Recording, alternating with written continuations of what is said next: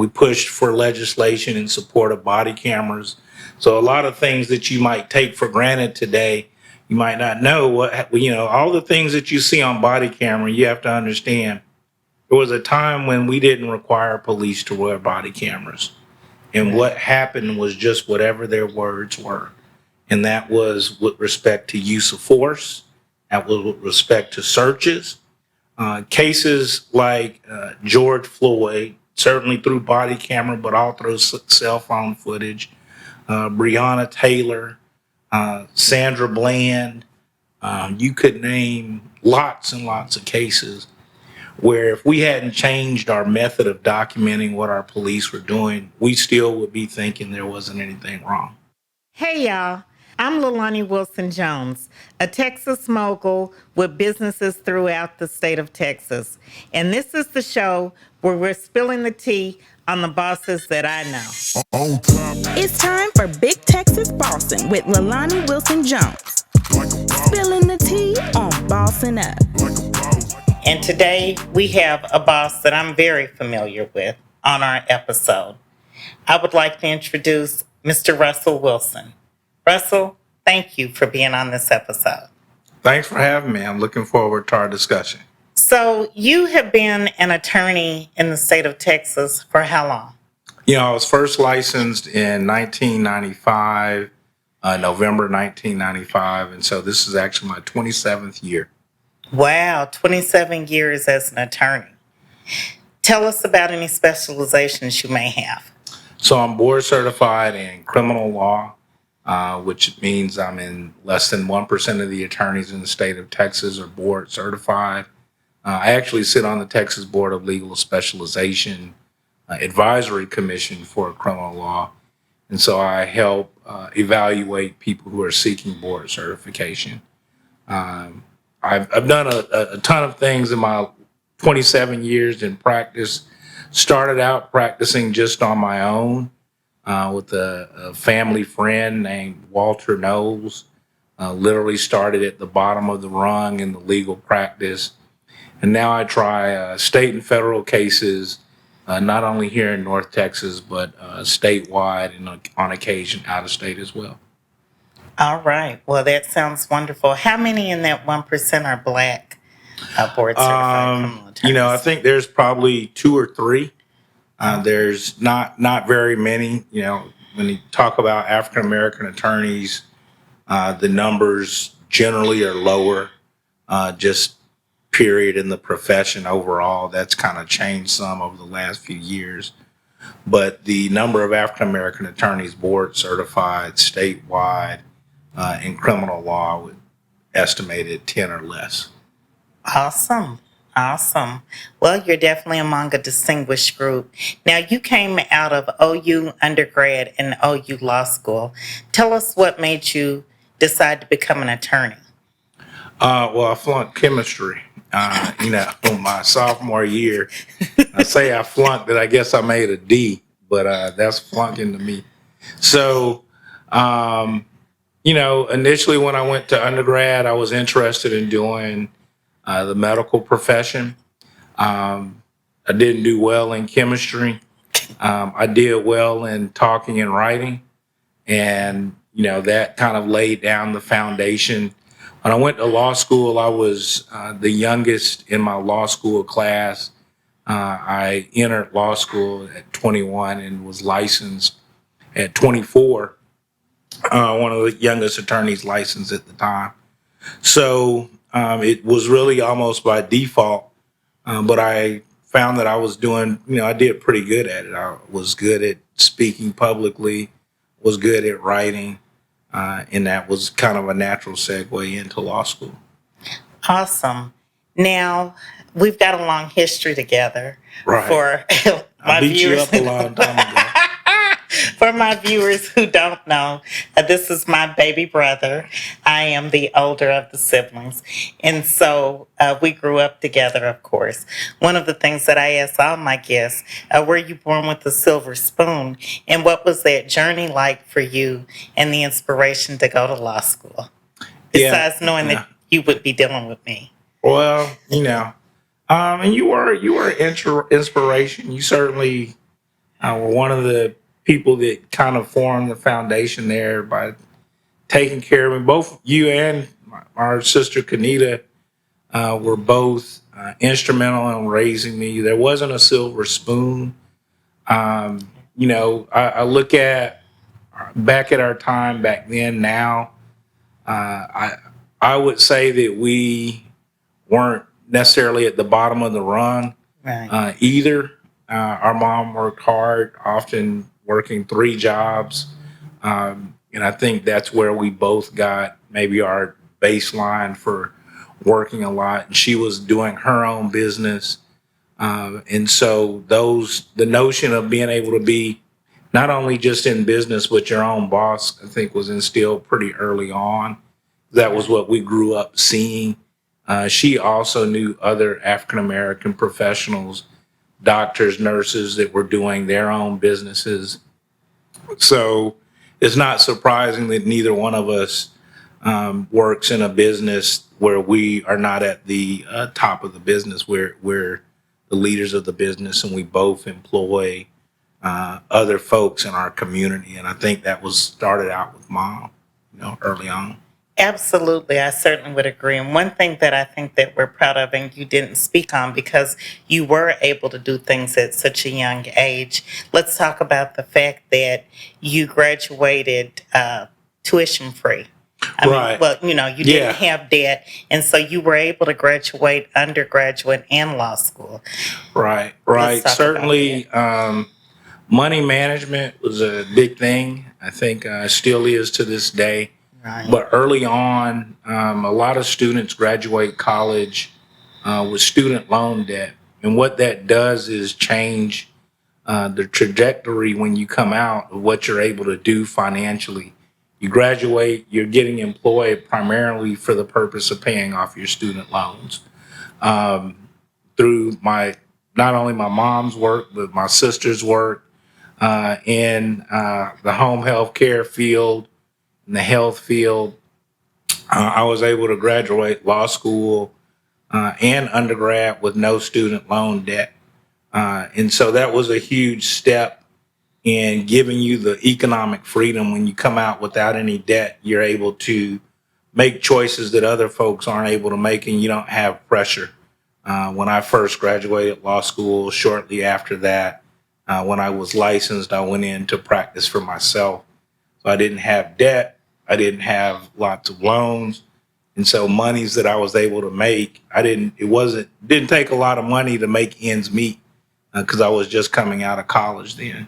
Right. But that situation early on, laid the foundation for a long life of economic stability. Absolutely, and that's wonderful. Now, you talked a little bit about Walter Nelson. I know he served as a mentor. Let's talk about how you decided on the criminal specialty and the things that you did to secure your position. Yeah, so it was probably, almost by default, if you graduate law school and you are going into business for yourself, you're not going to be hired by companies like AT&T or large corporate clients. You're going to be focused more on representing individuals, and that generally is going to be criminal law, family law, and personal injury law. And so, which I practiced in all of those areas. But I mentioned again that I was, very successful in trying cases in the courtroom. And criminal cases are the cases that get tried the most out of those 3 areas. So that was, in essence, how the criminal law thing came about. I was good at trying cases, and criminal cases were being tried the most. All right, and you have had some pretty famous, both locally and nationally, cases. Mm-hmm. What case would you like to talk about? That was one of the most important. And I'd like to deal with the criminal before we get on the other aspects, because you've served on both ends of the spectrum and you've served on the freedom things. But I'd like to talk about what case as a defendant attorney. It was funny. One of my prospective clients asked me that the other day, and there's a lot of them. I think maybe for our audience today, maybe I'll just talk about the most recent one. which was my representation of Zena Stevenson. Zena was the first African American female elected sheriff in the state of Texas. She was a Democrat. She's in Jefferson County in Beaumont. She was indicted by Ken Paxton, who's a staunch Republican, and he and Governor Abbott at the time were on it, in essence, a crusade to undermine the legitimacy of elections. And part of that was by creating a false narrative of saying that there was voter fraud. These concepts were underlying Zena Stevens' indictment and prosecution. We challenged successfully, or I challenged along with another attorney in Houston, Attorney General Paxton's constitutional authority to bring the prosecution. We were successful. We've got Sheriff Stevens' indictment was ordered to be dismissed by the Texas Court of Criminal Appeals, and it changed the landscape of voting rights prosecutions in the state. So that folks who were scared to go to the polls, y'all will recall the case in Tarrant County of the lady who got 5 years for, quote, illegal voting, and this concept of voter fraud and this crusade ended because they didn't have the authority to even prosecute the cases that they were trying to prosecute. So that was probably the most recent, because that just happened in September of this year. Right. Well, that's very powerful and definitely speaks to our times and the things that are going on all over the country and the political climates that have been created around those theories. The other thing that you didn't mention is that you are known as the body bag attorney. Right. And, basically, you have gotten quite a few people not convicted of murder charges. And Right. I think the first case that put you on the map in the 90s was a case that was actually tried 3 times. Right. And you were able to get that defendant off. Right. So let's talk a little bit about your criminal specialization and what it is, where you find that niche. How are you able to find people innocent, or get them not convicted? So, I don't think that necessarily came from me. It's kind of a unique thing. On the one hand, if your colleagues aren't living up to the standards maybe that they should be, it makes you look great. So, I think more often than not, unfortunately, people are represented by attorneys that aren't committed to doing the work that's necessary to bring the correct defense to trial. And so I look good in essence because not enough lawyers are doing what they should do. There's not a magic formula to it. It's hard work. It's studying. It's knowing what the law is, insisting that it be applied for your client, and knowing how you evaluate a case, understanding how a case will unfold. Just this past week, I had a capital murder case dismissed. Probably had 3 of those dismissed in the last year. You say that with ease. Well, yeah, but that was a 2-year project of work. Okay. It started out with video analysis. It went into officer background. There's a lot that goes into it. And so, what people care about when the pie comes out the oven is it good? Right. And so the end result was a dismissal. But you don't always know that, when you start out in a case. But you start out, at least with the belief that this case needs to be scrutinized and looked at closer.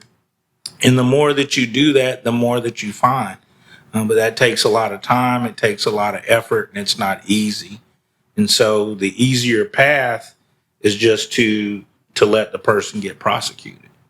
Right, right. Well, you've done an excellent job, and that's why you are the attorney for judges and attorneys when they have issues and they need legal assistance.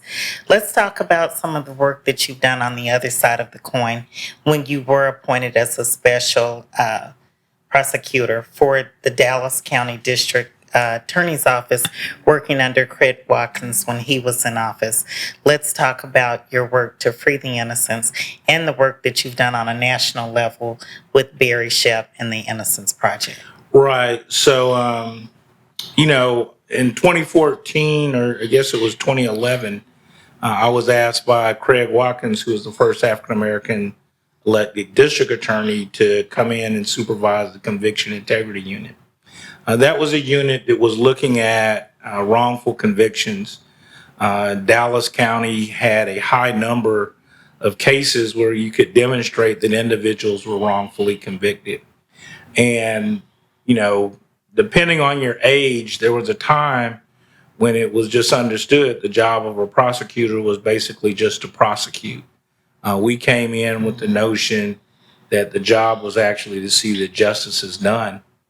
You and I had actually grown up seeing the prosecution of a man named Linnell Jeter.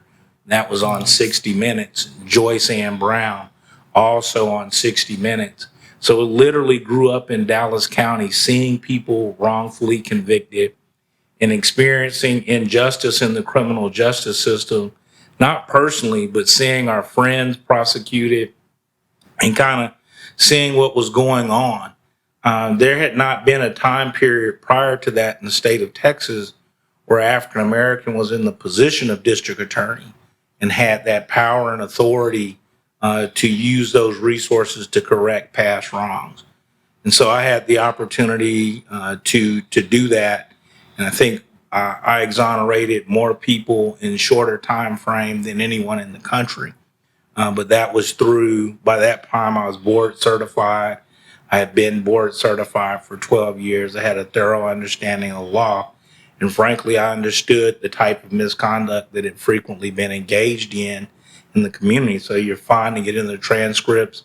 You're able to put that information together. Again, it's an involved process. Certainly getting to work with Barry Sheck and the folks at Innocence Project in New York was a huge deal. Not only also Innocence Project of Texas. It's not a undertaking you can do in essence on your own, but you have to have a whole lot of knowledge to be able to get a person out of prison. And so that's probably, one of the biggest accomplishments in my professional career. I'm still in touch with many men that were wrongfully convicted that served time in Texas prisons that shouldn't have. And it's an honor and privilege to see them go on with their lives. One of them this week, Richard Miles, he's got Miles of Freedom, was nominated for one of the Men of the Year for CNN. And he, with his organization, Miles of Freedom, after he was exonerated, he created a prison reentry ministry. And he still is implementing that. They'll be celebrating their 10th year. All right, y'all. Before we continue, Altruist Home Care Solutions is one of the top accredited home health care agencies servicing North and East Texas. With over 25 years of caring for Texas families, Altruist network of staff has become the preferred provider of physical and occupational therapy, wound, post-surgery, and primary care within the comfort of your home. Altruist Home Health Care works in conjunction with you, your loved ones, and your primary care physician to provide stellar care with honor and integrity. For more information on our services, visit our website, www.altruisthhc.com, or call us at 214-328-8600. Now back to the show. I was at his wedding when he was first married, after you come out of prison, you reintegrate into society. Christopher Scott, Claude Simmons, Kirk Blood. I could name a lot of folks, but when you talk about a name, you can associate a number of years. Ricky Wyatt, 33 years in prison, shouldn't have done it. So, right, yeah. Years that they can't get back. Right. Texas, and we push legislation to increase compensation for wrongful convictions, and Texas leads the nation in what exonerees receive, but you still can't get it back. Right. And I'm proud of being able to push to ensure that their compensation was more than the other states, but I don't know that it'll ever be enough. Absolutely. And you mentioned that you're still involved a little bit. Tell us what you do, even though you're out of office. What do you do? I'm on the advisory board for the Innocence Project of Texas. I served on the board for, I believe, 5 years. And I regularly speak on wrongful convictions, prosecutorial misconduct, police misconduct. This past year, the Richard Miles Act was actually passed. We pushed for legislation in support of body cameras.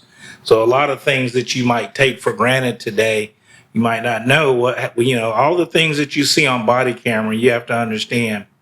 There was a time when we didn't require police to wear body cameras.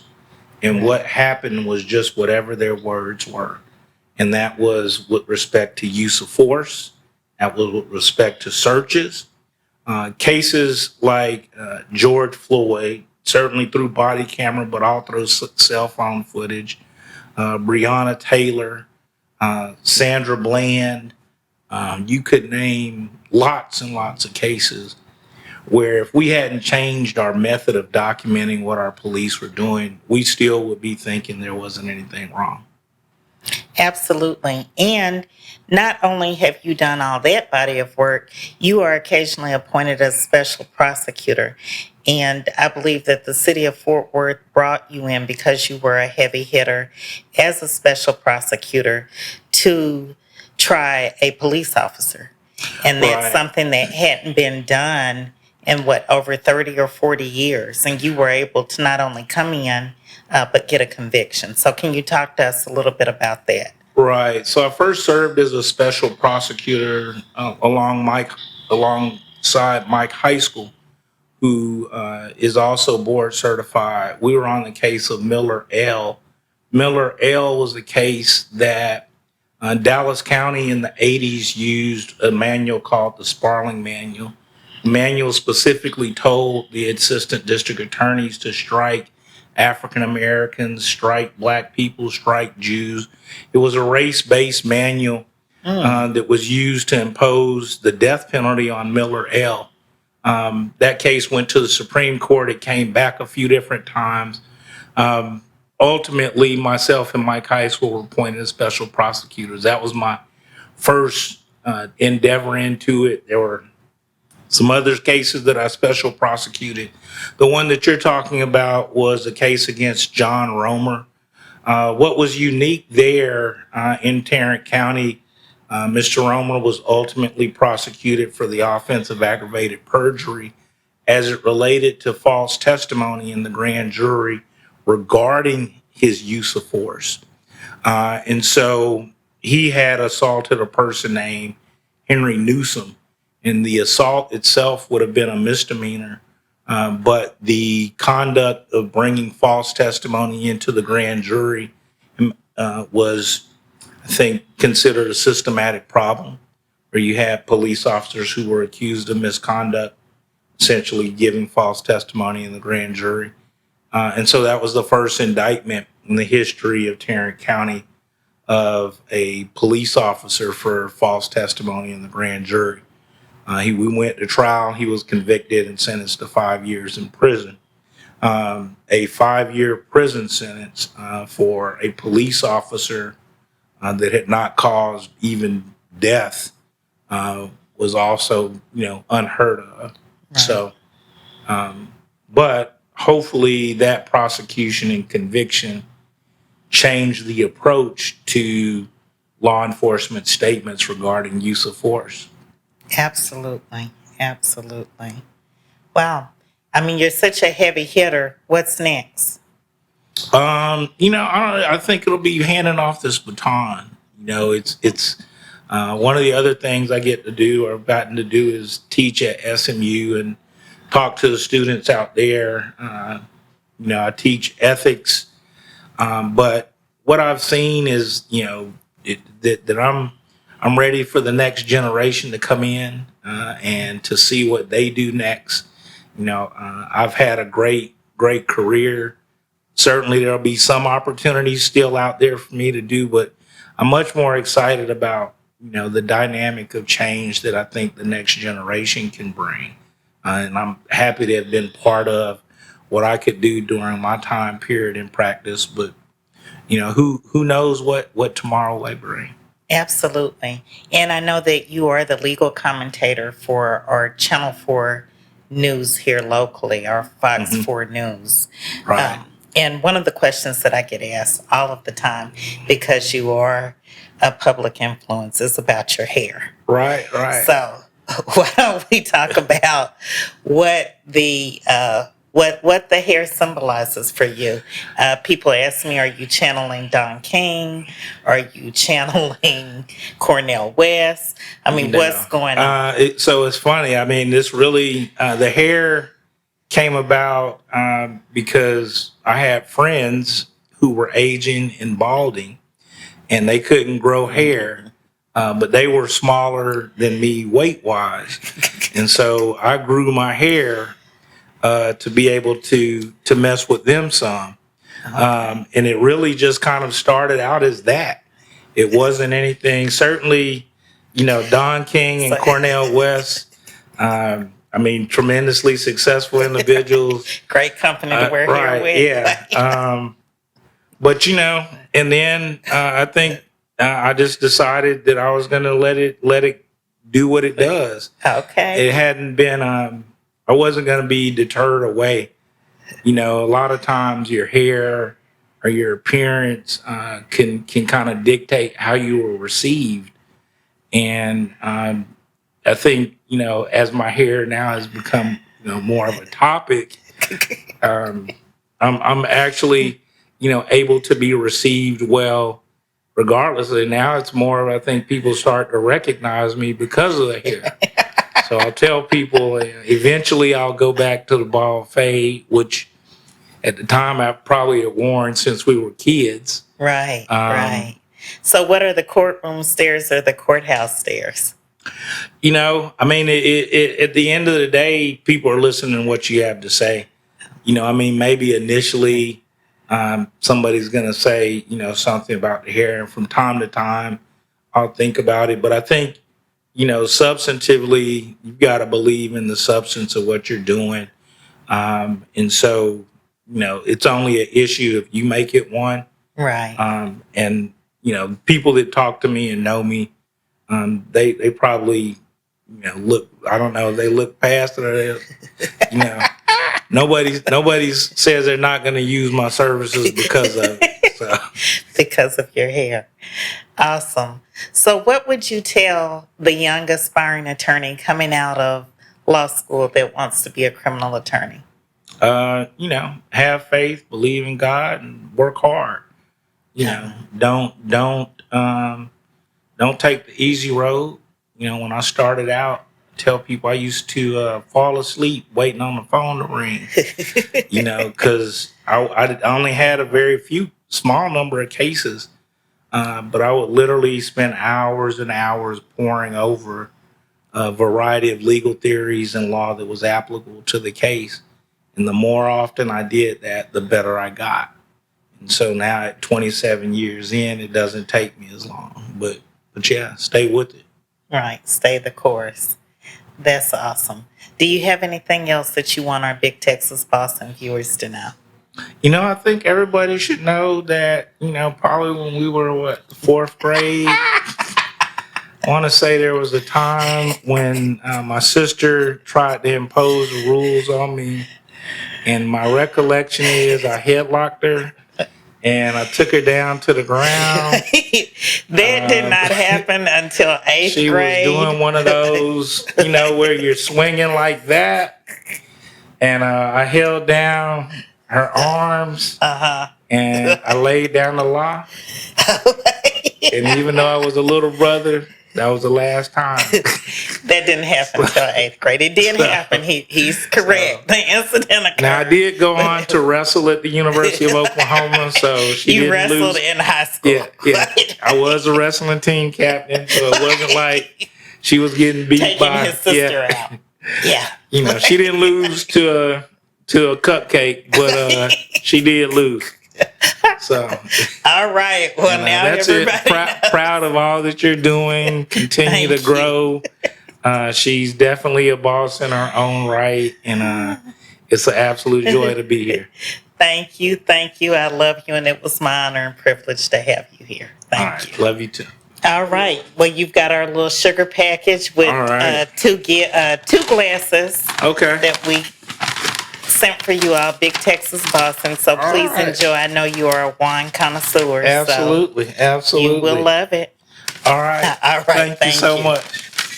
Thanks for tuning in to Big Texas Bossin Podcast. If you like these conversations, be sure to subscribe on YouTube and follow us on all social media platforms at Big Texas Bossin. Tag us on social at #BTB.